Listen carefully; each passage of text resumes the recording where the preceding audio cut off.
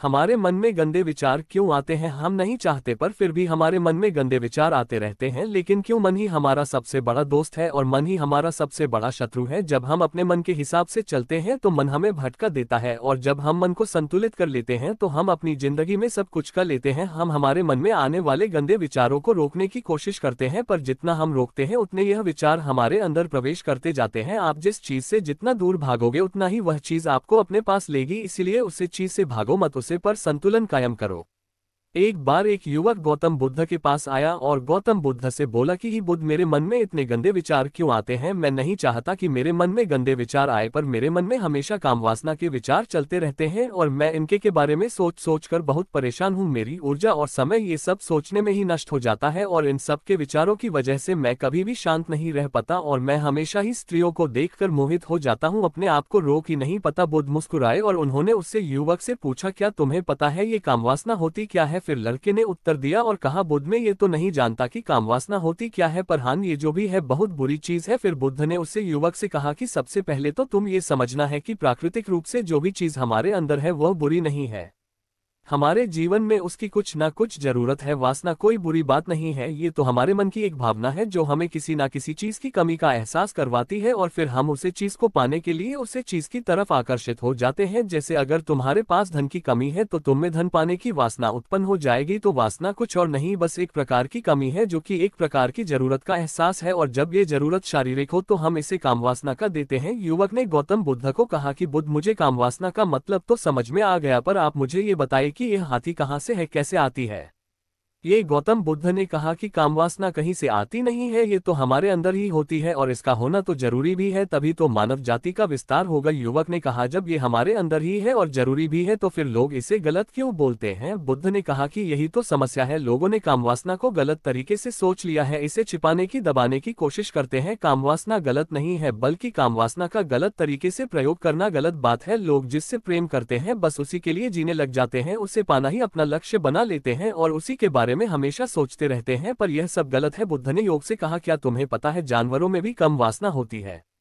युवक ने उत्तर दिया, हां बुद्ध, जानवरों में भी कामवासना होती है, क्योंकि जानवर भी तो आखिर अपनी पीढ़ी को आगे बढ़ाएंगे। बुद्ध ने कहा, तो फिर हम जानवरों की कामवासना को गलत क्यों नहीं कहते? युवक ने कहा, मुझे नहीं पता महात्मा, आप ही मुझे बताइए। गौतम बुद्ध ने कहा कि जानवर अपनी कामवासना का प्रयोग आनंद प्राप्ति के लिए नहीं करते, वह तो सिर्फ संतान उत्पन्न करने के लिए कामवासना का उपयोग करते हैं। जानवरों को प्रकृति ने इतनी समझ नहीं दी कि वह कामवासना को अपने सुख का आधार बना सके, जबकि मनुष्य अपनी समझ के बलबूते पर प्रकृति में पाई जाने वाली प्रत्येक वस्तु को अपने सुख के लिए अपने प्रयोग करता है। हम इंसानों ने ही कामवासना को अपने सुख का साधन बना लिया है, जबकि प्रकृति ने तो हमें अपने वंश को आगे बढ़ाने के लिए दिया था, लेकिन इंसानों ने इसे अपने जीवन का परम लक्ष्य बना रखा है और इस तरह से कामवासना का बेलगाम हो जाना गलत है। युवक ने मुझसे पूछा, महात्मा जी ये कम वासना हम पर हावी क्यों होती है, क्यों ये बेलगाम हो जाती है? तब गौतम बुद्ध ने कहा कि सुनो, अब जो मैं तुम्हें बताऊंगा उसे तुम ध्यानपूर्वक सुनना। कामवासना का सारा खेल तुम्हें समझ आ जाएगा, तुम्हें तुम्हारे सारे सवालों का जवाब मिल जाएगा, बस तुम्हें ध्यान से सुनकर समझना है। फिर गौतम बुद्ध युवक को बताना शुरू करते हैं। एक बार की बात है, एक आश्रम में गुरु और उनके शिष्य रहा करते थे, जिससे रोजाना आश्रम के बाहर स्थित गांव में दीक्षा लेने के लिए जाते थे। उसे आश्रम का एक शिष्य जिस गांव में भिक्षा लेने जाता था, उसे रास्ते में एक नदी पद्धति थी जिससे रोज उसी रास्ते से भिक्षा लेने जाता था।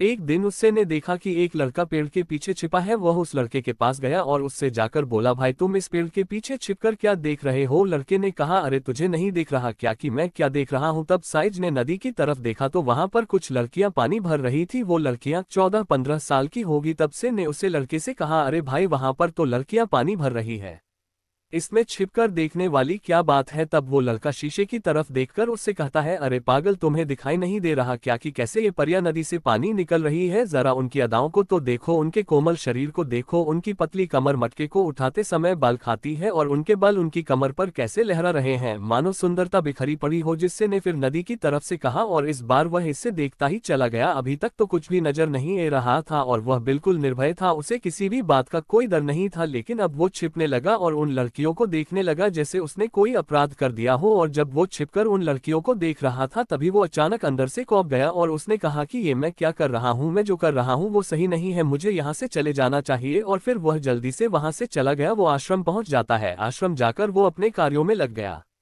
लेकिन जो अभी वह देखकर आया था वही उसकी आंखों के सामने बार बार आ रहा था, उसके मन में वही दृश्य चल रहा था, उसका मन वही सब कुछ देखने के लिए लड़ाई हो रहा था, उसका किसी भी काम में मन नहीं लग रहा था। सुबह होते ही वह रोज जल्दी ही भिक्षा के लिए आश्रम से निकल जाता और उसे नदी के पास वाले पेड़ के पास जाता जहाँ पर वह लड़का पहले से मौजूद रहता था, उसके साथ मिलकर लड़कियों को छुप छुप कर देखता था।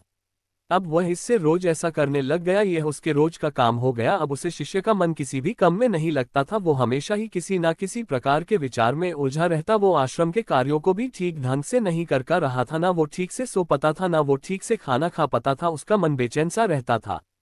उसका मन बार बार उन लड़कियों के सौंदर्य को देखने के लिए लालायित रहता था। जब गुरु भिक्षा देते तब भी उसे हिस्से का मन कहीं और विचारों में खोया रहता था। गुरु ने अपने शिष्य की इन हरकतों को बाप लिया था। तब एक दिन गुरु ने शिष्य को अपने पास बुलाया और कहा कि आज से मैं भी तुम्हारे साथ भिक्षा मांगने चलूंगा, तुम और मैं साथ साथ भिक्षा मांगने चलेंगे। तभी सृजन गुरु को माना करते हुए बोला, नहीं गुरुदेव, आप परेशान क्यों हो रहे हो, मैं अकेला ही ठीक से भिक्षा मांग सकता हूँ।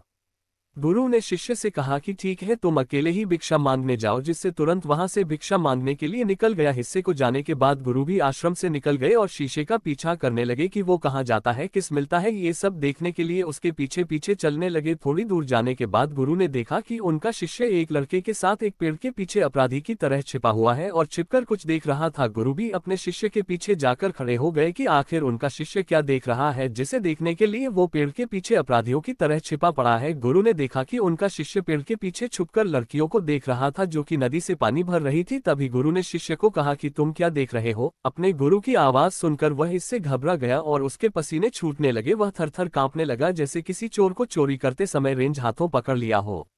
उसी से की हालत खराब हो गई, वो कुछ भी नहीं बोल कर रहा था। दूसरा का जो शिष्य के साथ था वहां से भाग गया, जिससे घबराया हुआ था उसके मुंह से कुछ टूटे फूटे शब्द ही बाहर निकल रहे थे। वो अपने गुरु से नजर भी नहीं मिला कर रहा था। गुरु ने शिष्य की तरफ देखा और कहा कि मेरा शिष्य तो निर्भय था, उसे तो किसी भी चीज का डर नहीं था, लेकिन ये क्या तुम तो डर के मारे कहाँ पर हो। जिससे इन्हें गुरु से कहा कि मुझे माफ कर दो गुरुदेव, मेरा इसमें कोई दोस्त नहीं है, उसे लड़के ने मुझे बहका दिया था, लेकिन आपसे मैं वादा करता हूँ कि आज के बाद मैं ऐसा कभी दोबारा नहीं करूंगा, मुझे माफ कर दो गुरुदेव। गुरु ने शिष्य से कहा कि कोई बात नहीं, पर इस बात का तुम ध्यान रखना कि हम जैसी संगति करते हैं वैसा ही फल हमें प्राप्त होता है। हम जैसी संगति करते हैं उसके विचार हमारे अंदर प्रवेश करते हैं, इसलिए अच्छी संगति करो जिससे तुम्हारे अंदर अच्छे विचारों का प्रवेश हो। फिर गुरु और शिष्य आश्रम लौट आए और फिर आश्रम के कार्यों पर ध्यान देने लगा। उसने उसे रास्ते को छोड़ दिया और दूसरे रास्ते से जाने लगा। वो अपने काम को ध्यान से करता, लेकिन धीरे धीरे उसके अंदर क्रोध उत्पन्न हो गया और फिर वो दूसरे हसन पर क्रोध करने लगा और बेचैन देने लग गया। अब वो सही समय पर भोजन भी नहीं करता था, वो भोजन भी बहुत कम खाता था। एक रात गुरु शिष्य के पास आए और उसे बोले कि अब तक तुमने कितनी बार अपना वादा तोड़ दिया। ये सुनकर शिष्य अपने गुरु के चरणों में गिर गया और रोने लगा। रोते रोते ही उसने गुरु से कहा कि गुरुदेव, मैं कई बार अपना वादा टूट चुका हूँ, फिर वादा कर लेता हूँ, लेकिन हर बार मैं वादा तोड़ देता हूँ। मेरा मन मेरे नियंत्रण में है ही नहीं। मैं बहुत कोशिश करता हूँ कि मैं अपने मन से सारे बुरे विचारों को निकल दूं, लेकिन मैं चाहकर भी ऐसा नहीं कर रहा हूँ। फिर गुरु ने शिष्य को कहा कि चलो मेरे साथ। गुरु शिष्य को आश्रम के बगीचे में लेकर गए और किसी से कहा कि देखो यहाँ पर कुछ या बनी हुई है जिससे नदी का पानी इन पौधों तक आ रहा है और यह पानी एक निरंतर भाव से ए रहा है, क्या तुम इस पानी के बहाव को रोक सकते हो। शिष्य ने कहा कि हाँ गुरुदेव, मैं इस बहाव को रोक सकता हूँ। फिर शिष्य ने मिट्टी उठाकर उसे नाली में दल दी। वो पानी थोड़ी देर के लिए रुक गया और फिर थोड़ी देर बाद उसे रेत के ऊपर से पानी आ गया। गुरु ने शिष्य से कहा, अरे ये क्या, ये तो पानी रुका ही नहीं। फिर से ने कुछ कंकर पत्थर उठाकर उसे नाली में दल दिए और फिर थोड़ी देर के लिए पानी रुक गया, लेकिन फिर थोड़ी देर बाद ही उन कंकड़ पत्थर के ऊपर से पानी निकल आया। फिर गुरु ने कहा कि इससे ये क्या हुआ, पानी तो फिर से ए गया। तुम तो बोल रहे थे कि तुम इसे रोक दोगे, क्या हम किसी कम को रोकना चाहे तो क्या हम उसे रोक नहीं सकते। तब शिष्य ने कहा, कोई बात नहीं गुरुदेव, मैं इस पानी को तो आपको रोक के दिखाऊंगा। फिर वह फिर से एक बड़ा सा पत्थर लेकर आया और उसे नाली पर दल दिया और पानी रुक गया। तब गुरु से कहा कि देखा गुरुदेव, मैंने कहा था ना कि पानी को मैं रोक दूंगा, मैंने पानी को रोक दिखाया, आपकी बात मैंने पूरी कर दी। गुरु मुस्कुराए और बोले, अच्छा जरा ध्यान से देखो, पानी रुक गया क्या, वो तो पीछे की नाली तोड़कर बाहर ए गया और अगल बगल से बह रहा है। और ध्यान से देखो, इस पत्थर की आगे भी ए गया और ये पानी अपना रास्ता बदलकर फिर से आगे की तरफ बह जाएगा। और फिर थोड़ी देर बाद ऐसा ही हुआ। फिर गुरु ने शिष्य को समझाया कि तुम्हारे साथ भी तो ऐसा ही चल रहा है, तुम बार बार प्रयास कर रहे हो, बड़े से बड़ा प्रयास कर रहे हो, पर हर बार तुम्हारा प्रयास टूट रहा है। और यह हमेशा टूटता ही रहेगा। तुम कितना भी बड़ा पत्थर रख लो लेकिन पानी तो अपना रास्ता बना ही लेगा। ये सब देखकर गुरु से कहा कि ही गुरुदेव, क्या कोई तरीका नहीं है जिससे मैं गंदे विचारों से बाहर निकल सकूं? और यह मेरे मन में आई नहीं। गुरु शिष्य को एक नदी के पास ले गए जहां से उसे बगीचे में पानी नहीं आ रहा था। गुरु ने शिष्य से कहा, वो पानी इसी नदी से जा रहा है, अगर हम यहीं से उसे रास्ते को बंद कर दे जहाँ से पानी बगीचे में जा रहा है, तब क्या हम पानी को रोक नहीं सकते? जिससे ने कहा कि हाँ गुरुदेव, अवश्य ऐसा हो सकता है।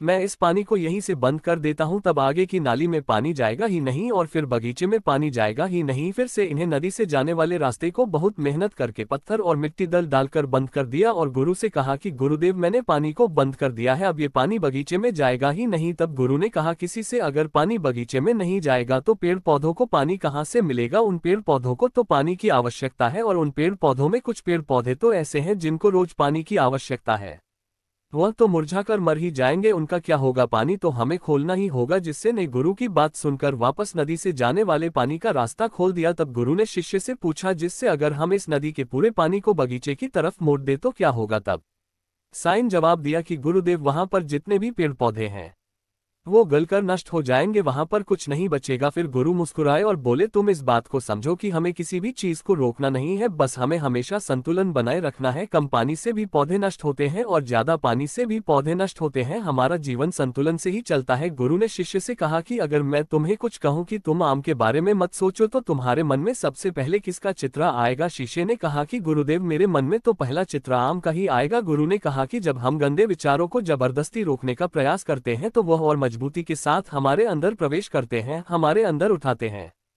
इसीलिए हमें उन्हें कभी भी दबाने की कोशिश नहीं करनी चाहिए। फिर गुरु ने शिष्य को जाते हुए कहा कि हमारे गंदे विचार बुरे लोगों की संगति करने की वजह से भी आते हैं। कई बार क्या होता है कि कामुकता हमारे अंदर होती नहीं है, लेकिन कुछ अश्लील लोगों के साथ रहने की वजह से ये हमारे अंदर हावी हो जाती है। फिर शिष्य ने कहा कि गुरुदेव, आप सही कर रहे हैं, मैं अपने मार्ग से भटक गया था। फिर वो शिष्य उसे रात बहुत ही चैन की नींद सोया, सुबह अपने कार्यों को पूरे मन से किया और फिर सुबह वो भिक्षा लेने के लिए उसी रास्ते से गया जहाँ वह लड़का आज भी पेड़ के पीछे छुपकर उन लड़कियों को देख रहा था। वो शिष्य नदी पर गया जहां वह लड़कियां पानी भर रही थी, उसने उन लड़कियों से पानी मांगा। उन लड़कियों में से एक लड़की ने उसे पानी पिलाया और उसे सन्यासी शिष्य के चरण छुए। शिष्य ने उसे आशीर्वाद दिया कि तुम्हारा कल्याण हो, जिससे का मन सकारात्मक ऊर्जा से भर गया। उसके चेहरे पर मुस्कान आ गई थी, जैसे कि उसे कुछ खोया हुआ वापस मिल गया हो। वह वापस अपने रास्ते से जाने लगा, तभी पीछे से वह लड़का आ गया जो पेड़ के पीछे छुपा हुआ था। वह शीशे के पास आया और बोला कि क्या बात है, आज तो तुमने नजदीक से दर्शन कर लिए, तुम तो मुझसे भी आगे निकले। तब शिष्य ने कहा कि हम हमेशा दूसरे के दर्शन करने में ही व्यस्त रहते हैं, अपने दर्शन कर ही नहीं पाते। तुम कब तक इस पेड़ के पीछे छुपाते रहोगे? किसी को पसंद कर लो, उससे बोल दो, अगर वो भी तुम्हें पसंद करती है तो शादी कर लो, और उससे पहले तुम कुछ बन जाओ, अपने आप को पहचान लो, ऐसे अपना समय बर्बाद मत करो। फिर वह लड़का रोज उससे मिलने लगा और उसे लड़के ने नदी पर जाना छोड़ दिया और फिर वो लड़का अपने जीवन में कुछ बनने के लिए संघर्ष करने लगा। तो तुमने देखा संगति का असर क्या होता है। अपनी संगति बदलो, अपने विचार बदलो। बुद्ध ने युवक से पूछा कि क्या तुम्हें तुम्हारे सारे सवालों का जवाब मिल गया? तब युवक ने कहा कि हाँ महात्मा जी, आपका बहुत बहुत धन्यवाद। तब गौतम बुद्ध ने युवक से कहा कि जब तुम्हारे मन में गंदे विचार आए तब आप अपने आप को दोषी मत मानो, ये शरीर है और यह सब इसने हजारों वर्षों से सीखा है। एक केवल तुम्हारे सोच लेने से, शपथ लेने से ये टूटने वाला है नहीं, लेकिन तुम्हारे पास वो शक्ति है, वो ऊर्जा है जिसका तुम्हें संतुलन उपयोग करना है। तुम एक जीवित ऊर्जा हो जो कुछ भी अनुभव करने के लिए स्वतंत्र है, जो निर्माण करने के लिए स्वतंत्र है, इसलिए तुम अपने आप को पहचानो। ये बोलकर गौतम बुद्ध मोहन हो गए और वो युवक वहां से चला गया।